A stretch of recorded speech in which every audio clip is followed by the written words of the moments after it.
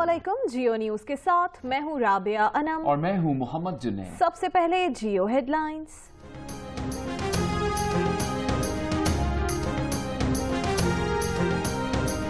Mobile phone, cigarette, cosmetics महंगी, गाड़ियां, तामीराती material और ज़रूरी मशीनरी की कीमतों में कमी। 4313 अरब रुपए हजम का खसारे का विफाकी बजट पेश कर दिया गया। सरकारी मुलाजमीन की तनख्वाहों और पेंशन में 7.5% इजाफा। कम से कम माहाना पेंशन 13,000 रुपए मुकर्रर करने की तजवीज। सीनियर सेक्रेटरीज की तनख्वाहें 100% बढ़ेंगी। तनख्वाहदार मुलाजमीन पर इनकम टैक्स की शरह में भी कमी कर दी गई। टैक्स वसूली का हदफ 3100 अरब रुपए मुकर्रर। टैक्स देने वालों को मराहत मिलेंगी, ना देने वालों को सजा। इनकम टैक्स गोशवारे जमा न करवाने वालों पर बैंक्स में रकूम की मुंतकिली पर 8.6% टैक्स लागू होगा।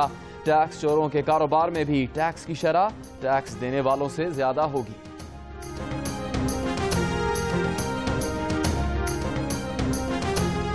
दिसंबर 2017 तक लोड शेडिंग खत्म करने का हदफ मुकर्रर कर दिया गया।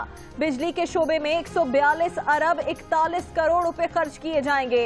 इसी साल 3600 मेगावाट के मंसूबे मुकम्मल होंगे। 75,000 से जायद के बिल पर 10% इनकम टैक्स लगाने की तजवीज। वजीर आजम यूथ बिजनेस लोन स्कीम के लिए शरह सूद 8% से कम करके 6% कर दी गई। बेनजीर इनकम सपोर्ट प्रोग्राम का हजम 102 अरब रुपए तक बढ़ा दिया गया।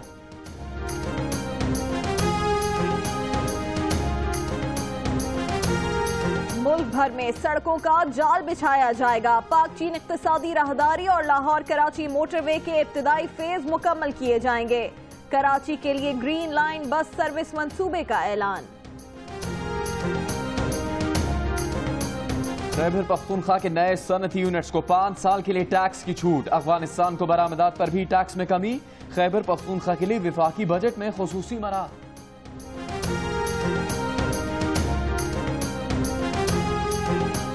वजीर खजाना इसहाक डार का कहना है कि जब हुकूमत संभाली तो बदख्वाह कहते थे कि पाकिस्तान डिफॉल्ट कर जाएगा।